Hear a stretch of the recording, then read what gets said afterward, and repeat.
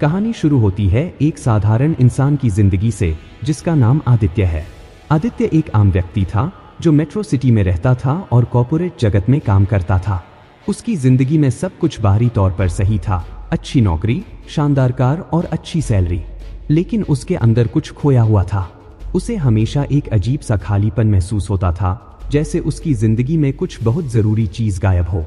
आदित्य ने अपनी जिंदगी को काम और सामाजिक जिम्मेदारियों के बीच बांट दिया था। सुबह से लेकर रात तक उसका दिन काम, दोस्तों के साथ समय बिताने और सोशल मीडिया पर समय गुजारने में निकल जाता था। जैसे जैसे समय बीतता गया, आदित्य के अंदर बेचैनी बढ़ती गई। उसे एहसास हुआ कि वह असल में जिंदगी से क्या चाहता है, यह उसे समझ ही नहीं आ रहा था। एक दिन आदित्य की मुलाकात उसके पुराने दोस्त अमित से होती है। अमित की जिंदगी पहले आदित्य जैसी ही थी, लेकिन अब उसकी जिंदगी पूरी तरह बदल चुकी थी। वह अब शांत, खुश और संतुलित लगता था। आदित्य को यह देखकर हैरानी हुई कि अमित, जो पहले हमेशा भागदौड़ में लगा रहता था, अब इतना शांत और आत्मविश्वासी कैसे हो गया। आदित्य ने उससे पूछा, यार, यह बदलाव कैसे आया? अमित ने मुस्कुराते हुए कहा, मैंने मोंक मोड अपनाया है। आदित्य को सुनकर समझ नहीं आया, मोंक मोड? यह क्या है? अमित ने समझाया, यह एक तरीका है खुद को मानसिक और शारीरिक रूप से संतुलित रखने का, जिसमें मैं अपनी जिंदगी से सभी व्याकुलताओं और बाहरी चीजों को हटा चुका हूं और खुद पर काम कर रहा हूं। आदित्य को यह सुनकर दिलचस्पी हो गई, लेकिन यह कैसे किया जा सकता है? अमित की बातें सुनकर आदित्य ने भी मोंक मोड अपनाने का फैसला किया। वह जानता था कि यह आसान नहीं होगा, लेकिन उसने ठान लिया। उसने सबसे पहले अपने फोन को किनारे रख दिया, सोशल मीडिया से दूर रहना शुरू किया और सुबह सुबह ध्यान लगाने बैठ गया। पहला दिन तो बहुत मुश्किल था। दिमाग में हर तरह के ख्याल आते रहे, क्या मैं सही कर रहा हूँ? क्या मैं दोस्तों से दूर हो जाऊंगा? लेकिन जैसे जैसे दिन बीतते गए, आदित्य को समझ में आने लगा कि यह भटकाव तो सिर्फ उसके मन का खेल था।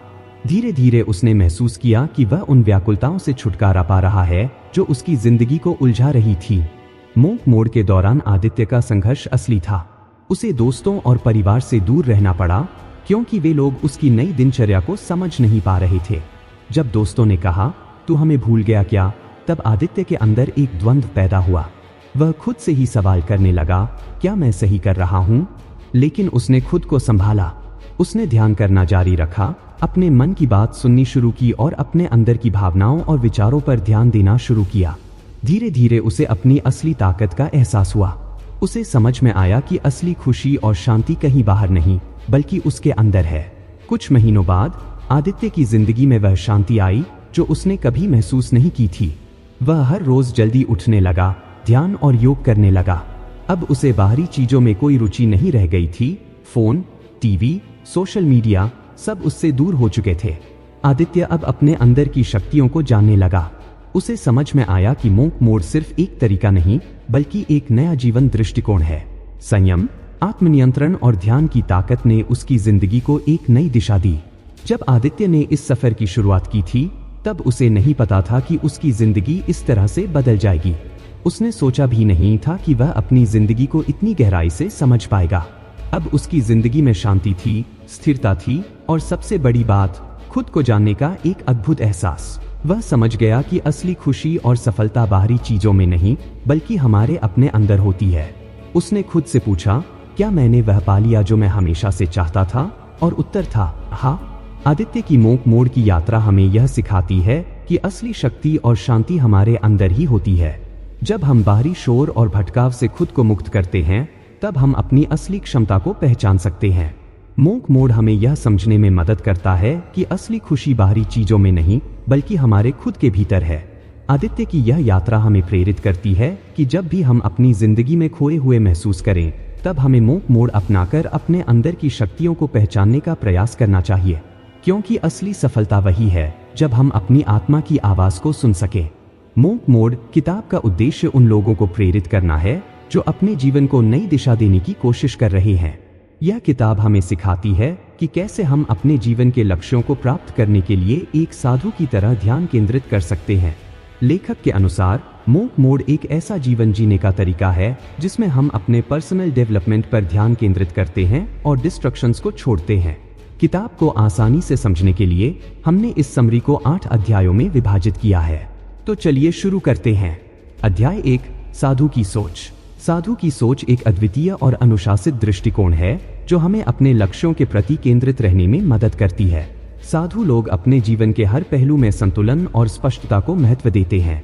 वे बाहरी प्रभावों और विकर्षणों से दूर रहकर अपनी आंतरिक शांति और एकाग्रता पर ध्यान केंद्रित करते हैं। साधुओं की यह सोच उनके लक्ष्यों को हासिल करने में उनकी मदद करती है और हमें भी इस तरह की सोच अपनाने की आवश्यकता है। साधु अपने समय का सर्वोत्तम उपयोग करते हैं। वे दिनचर्या के साथ साथ ध्यान, साधना और ज्ञान की खोज में लगे रहते हैं। उनका जीवन निश्चित नियमों और अनुशासन पर आधारित होता है। साधु अपने विचारों और भावनाओं को नियंत्रित कर अपने लक्ष्यों की ओर बढ़ते हैं। उनका ध्यान हमेशा वर्तमान पर होता है, जो उन्हें अपने लक्ष्यों के प्रति सजग बनाए रखता है। उदाहरण के लिए, जब हम साधु की सोच को एक साधक के रूप में देखते हैं, तो हमें ध्यान की प्रक्रिया का महत्व समझ में आता है। एक साधु सुबह की पहली किरण के साथ उठता है, प्रार्थना करता है और ध्यान करता है। यह उनकी दिनचर्या का एक अनिवार्य हिस्सा है। ध्यान करने के दौरान वे अपनी चिंताओं और विचारों को शांत करते हैं, जिससे उन्हें अपने लक्ष्यों पर ध्यान केंद्रित करने में मदद मिलती है। साधु अपनी मानसिक शांति को बनाए रखने के लिए आवश्यक कार्यों पर ध्यान केंद्रित करते हैं, जैसे कि योग करना, ज्ञान प्राप्त करना और अपने भीतर की आवाज को सुनना। साधुओं का उदाहरण हमें यह सिखाता है कि हमें भी अपने जीवन में साधु की सोच को अपनाना चाहिए। मान लीजिए आप एक छात्र हैं जो परीक्षा की तैयारी कर रहे हैं।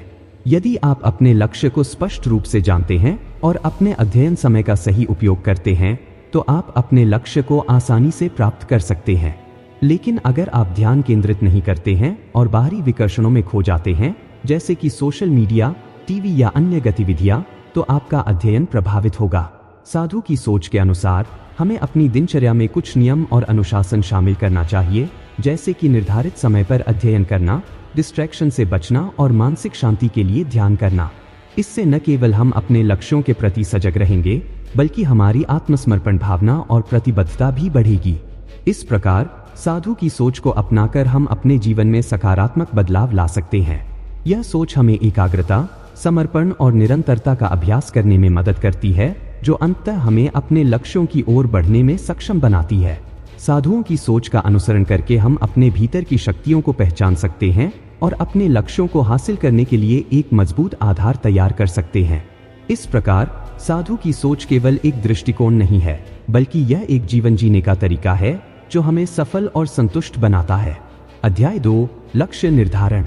लक्ष्य निर्धारण किसी भी व्यक्ति के जीवन में सफलता का एक महत्वपूर्ण पहलू है।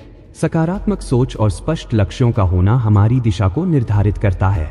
लेखक ने इस अध्याय में बताया है कि हमें अपने जीवन के लक्ष्यों को स्पष्ट रूप से पहचानने की आवश्यकता है। जब हम जान लेते हैं कि हम क्या हासिल करना चाहते हैं, तो हम अपने प्रयासों को सही दिशा में केंद्रित कर सकते हैं। इस प्रक्रिया में स्मार्ट सिद्धांत का उपयोग बहुत फायदेमंद होता है। स्मार्ट का अर्थ है स्पेसिफिक, विशिष्ट। हमारे लक्ष्य स्पष्ट और विशिष्ट होने चाहिए। उदाहरण के लिए, मैं अपनी सेहत में सुधार करना चाहता हूँ की बजाय मैं अगले 3 महीने में 5 किलो वजन घटाना चाहता हूँ होना चाहिए। मेजरेबल, मापने योग्य। हमें अपने लक्ष्यों को मापने योग्य बनाना चाहिए, जिससे हम अपनी प्रगति को ट्रैक कर सकें। उदाहरण के लिए, मैं हर हफ्ते 2 बार व्यायाम करूंगा, एक मापने योग्य लक्ष्य है। अचीवेबल, प्राप्त करने योग्य। हमारे लक्ष्यों को वास्तविक और प्राप्त करने योग्य होना चाहिए। हमें अपने कौशल और संसाधनों के आधार पर लक्ष्य तय करना चाहिए। रेलेवेंट, प्रासंगिक लक्ष्य हमारे जीवन के उद्देश्य से जुड़े होने चाहिए। उदाहरण के लिए, यदि आपका उद्देश्य एक सफल करियर बनाना है, तो मैं नई तकनीकें सीखूंगा एक प्रासंगिक लक्ष्य है। टाइम बाउंड, समयबद्ध। हमें अपने लक्ष्यों के लिए एक निश्चित समय सीमा निर्धारित करनी चाहिए। उदाहरण के लिए, मैं अगले 6 महीनों में एक नई भाषा सीखूंगा। स्मार्ट सिद्धांत का उपयोग करके हम अपने लक्ष्यों को स्पष्टता के साथ निर्धारित कर सकते हैं, जिससे हम अपने प्रयासों को सही दिशा में लगाकर सफलता की ओर बढ़ सकते हैं। लक्ष्य निर्धारण केवल एक योजना नहीं है, बल्कि यह हमारी दिशा और प्रेरणा का एक महत्वपूर्ण स्रोत है। अध्याय 3, ध्यान और एकाग्रता। ध्यान एक प्राचीन अभ्यास है जो न केवल मानसिक शांति देता है, बल्कि इसे जीवन के विभिन्न पहलुओं में भी लाभ पहुंचाता है। साधु लोग ध्यान के माध्यम से अपनी चिंताओं और बाहरी विचारों से मुक्ति पाते हैं और इस प्रक्रिया में उनकी मानसिक ऊर्जा को नियंत्रित करने की क्षमता बढ़ती है। ध्यान करने से हमें अपने थॉट्स और इमोशंस पर कंट्रोल पाने में मदद मिलती है। जब हम नियमित रूप से ध्यान करते हैं, तो हम अपने मन की हलचल को शांत कर सकते हैं। यह प्रोसेस हमें प्रेजेंट में जीने और अपने लक्ष्य की ओर ध्यान केंद्रित करने में सहायता करती है। साधु लोग ध्यान को एक साधन के रूप में उपयोग करते हैं, जिससे वे अपने भीतर की ऊर्जा को समझते हैं और इसे अपने लक्ष्यों के प्रति निर्देशित करते हैं। मान लीजिए कि आप एक छात्र हैं और आपकी परीक्षा नजदीक है। इस समय तनाव और चिंताएं आपके मन में चल रही हैं।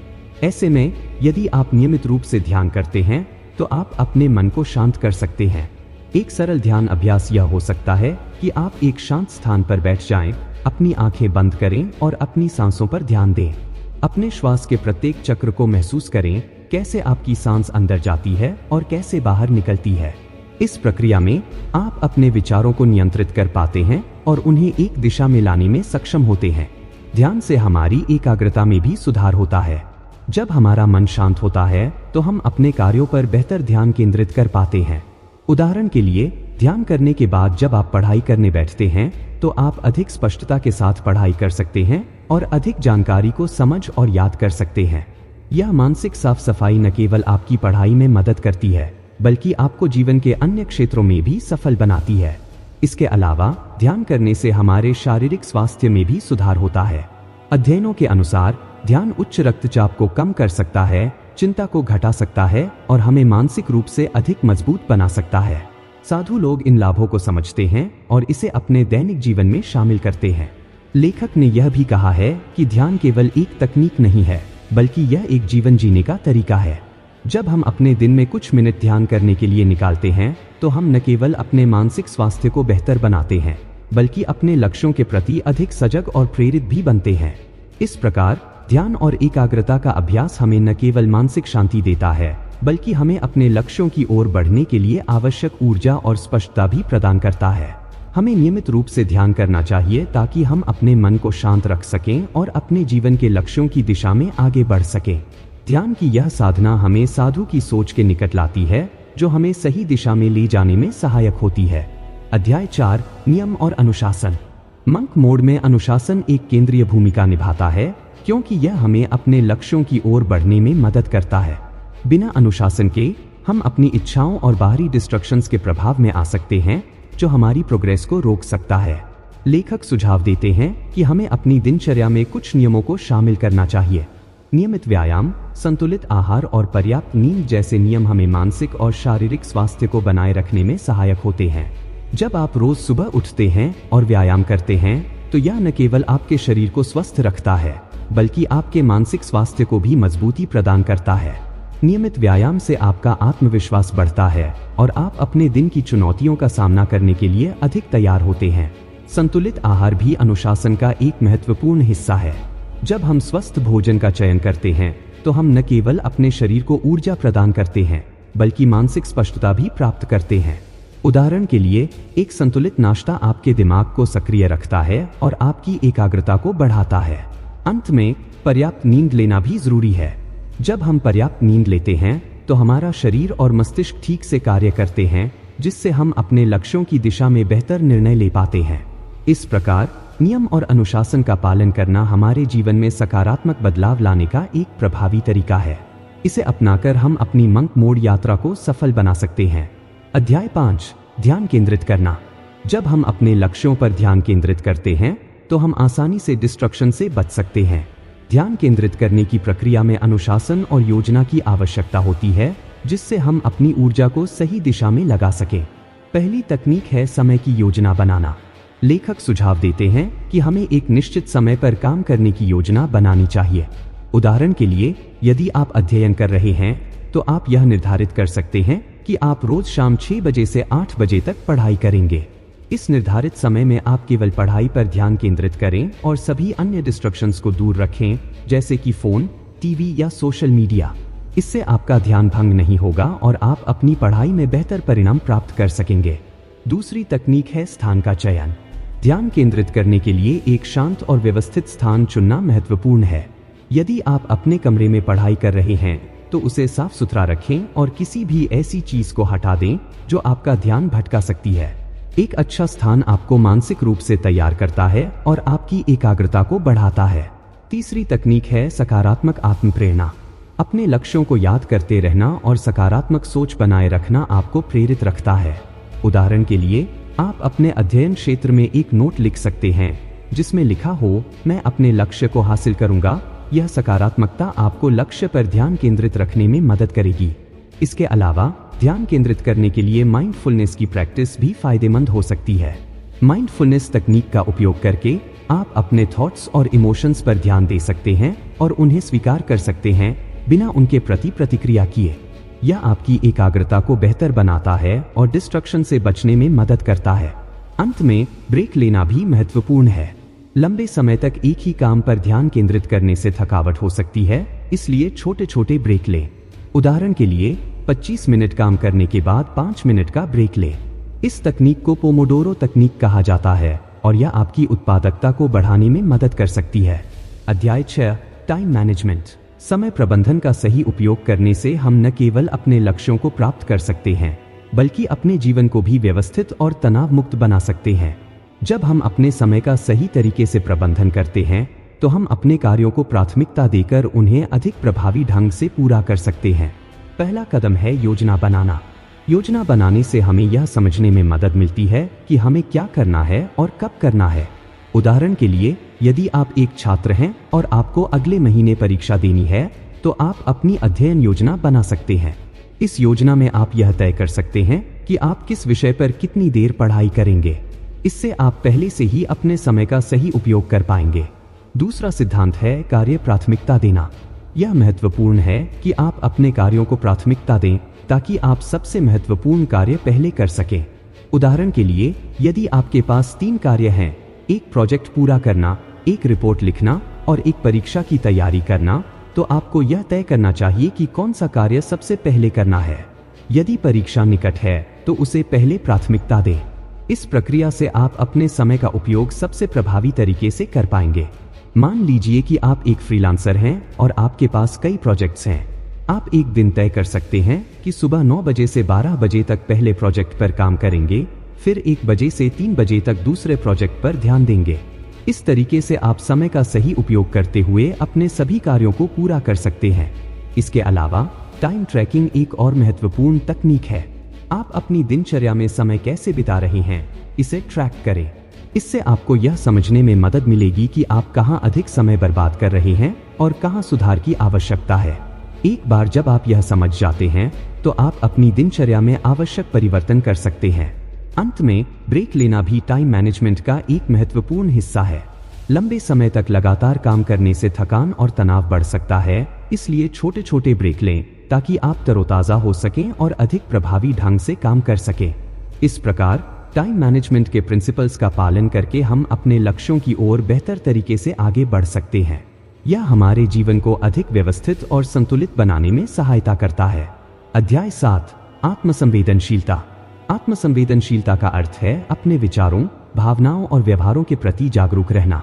यह एक आवश्यक प्रक्रिया है जो हमें अपने आंतरिक अनुभवों को समझने और उनका विश्लेषण करने में मदद करती है।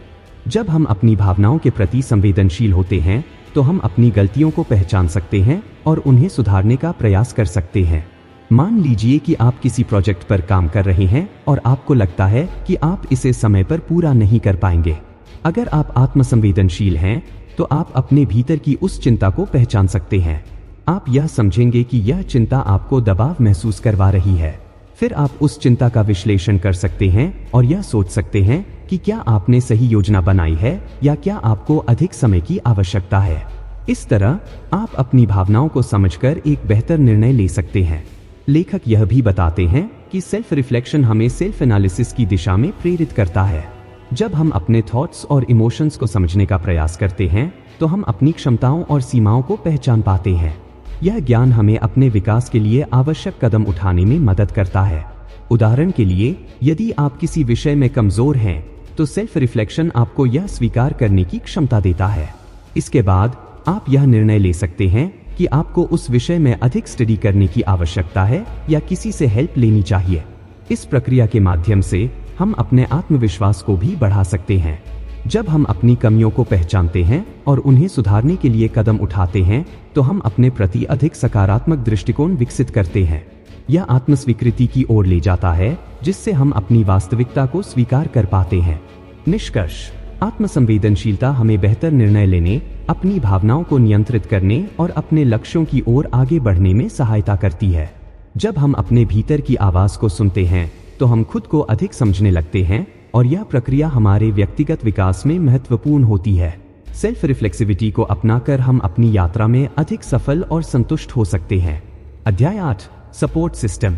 जीवन की चुनौतियों का सामना करते समय एक मजबूत समर्थन प्रणाली बेहद आवश्यक होती है। जब हम मुश्किल समय से गुजरते हैं तो हमें अपने परिवार, दोस्तों और सहकर्मियों से समर्थन की आवश्यकता होती है। यह समर्थन हमें न केवल मानसिक सहारा देता है बल्कि हमारी एनर्जी और इंस्पिरेशन को भी बढ़ाता है। सकारात्मक समर्थन प्रणाली का होना हमें अपने लक्ष्यों को प्राप्त करने में मदद करता है। जब हमारे पास ऐसा नेटवर्क होता है जो हमें प्रोत्साहित करता है तो हम अपने लक्ष्यों के प्रति और अधिक संकल्पित होते हैं। उदाहरण के लिए, यदि आप एक नया प्रोजेक्ट शुरू कर रहे हैं और आपके परिवार या दोस्तों ने आपकी प्रगति को देखकर प्रोत्साहित किया, तो यह आपको और अधिक मेहनत करने के लिए प्रेरित करेगा। साथ ही एक समर्थन प्रणाली हमें एडवाइस और गाइडेंस भी प्रदान कर सकती है। जब हम किसी कठिनाई का सामना करते हैं तो हमें यह जानने की आवश्यकता होती है कि हम अकेले नहीं हैं।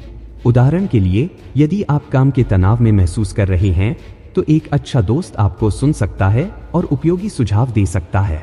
इससे आप अपनी समस्याओं का सामना करने में अधिक सक्षम हो सकते हैं। यह मानसिक स्वास्थ्य के लिए भी फायदेमंद है।